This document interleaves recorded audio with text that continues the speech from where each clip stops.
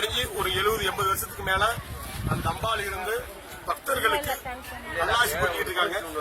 இந்த குடும்பத்தை சேர்ந்த பங்காளிகள் ஒரு 25 பேர் 30 பேர் சேர்ந்து அந்த பொதேரி அம்மனை புதிய வடிவமா அதுக்கு ஒரு சக்தி கொடுத்து ஒரு சின்ன கும்பாபிஷேகம் மாதிரி பண்ணி பிரார்த்தனை பண்ணி அந்த பொதேரி அம்மனுடைய உத்தரவு நமக்கு கிடைக்குது. உத்தரவு கேட்கணும்.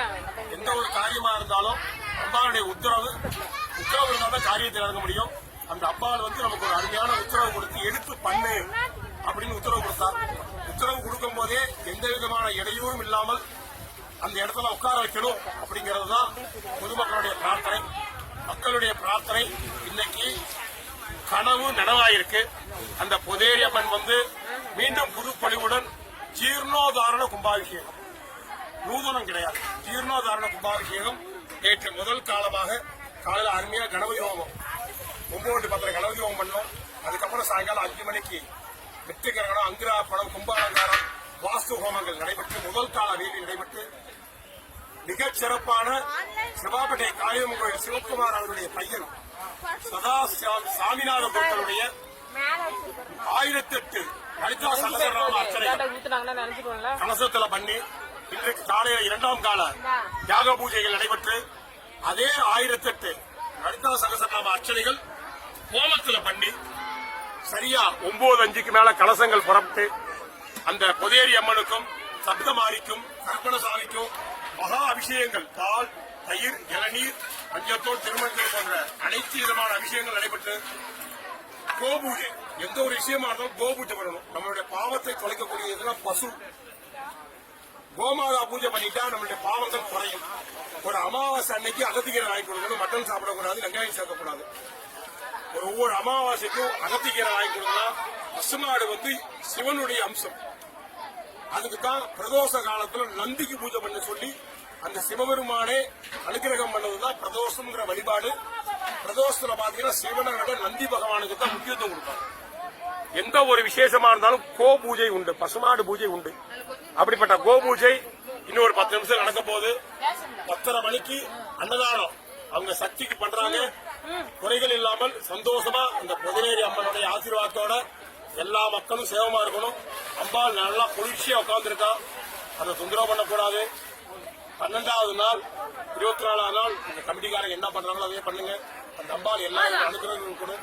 ஹரஹர நம பார்வதி பதயே ஹரஹர மகாதேவா பத்ரஹாலியே நமஹ.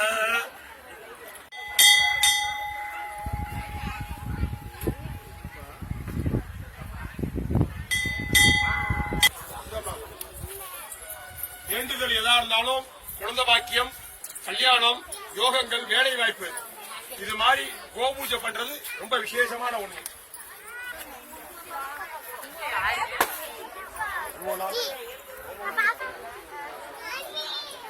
வாங்க பாருங்க. உக்ர ரூபாய் தீமகே ஓம் சூகரந்தாய மகே உக்ர ரூபாய் தீமகே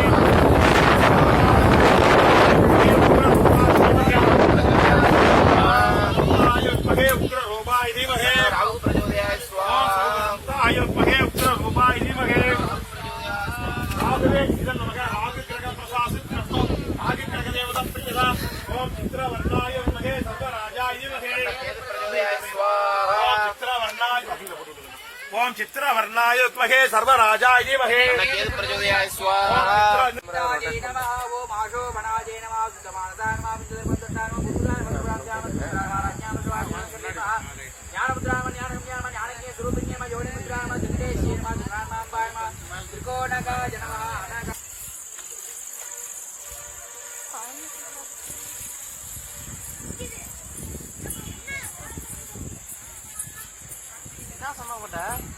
என்ன சொன்ன?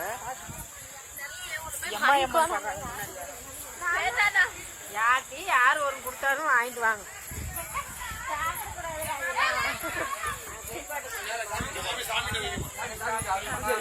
எல்லாம் பூசாரிட்ட கொடுங்க. அப்படியே பாருங்க. யார் கூட கீழே இருந்தா கொடுங்க. யாரு அப்படியே லைனா கொடுத்துட்டு பூசாரிட்ட கொடுத்துட்டே போங்க. கொடுத்துட்டு அப்படியே கீழே இறங்கிங்க. அப்படியே கீழே இறங்கிங்க. அப்போ யார்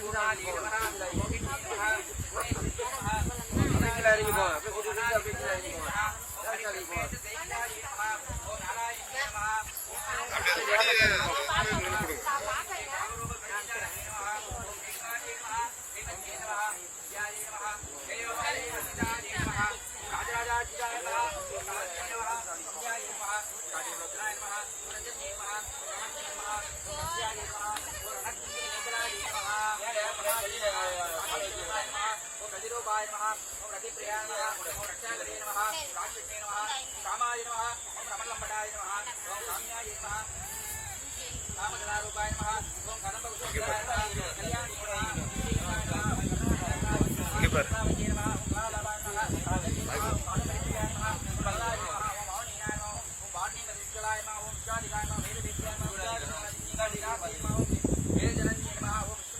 ஏய்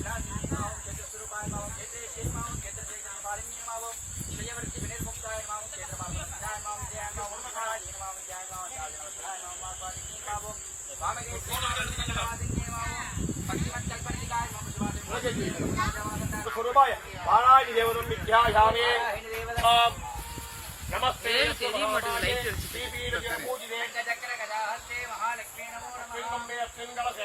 लक्ष्मी नारायण स्वरूप दीप महालक्ष्मी विद्यायामे परिमल यन्तां तारयामि महागणपतये यन्तां तारयामि महागणपतये नमः यन्तत्वोपरि हरिद्रा कुङ्कुमचूर्णं समर्पयामि महागणपतये नमः पुष्पमालिकां समर्पयामि महागणपतये नमः पुष्प इदं पूजयामि नमस्ते महालक्ष्मी नमो नमः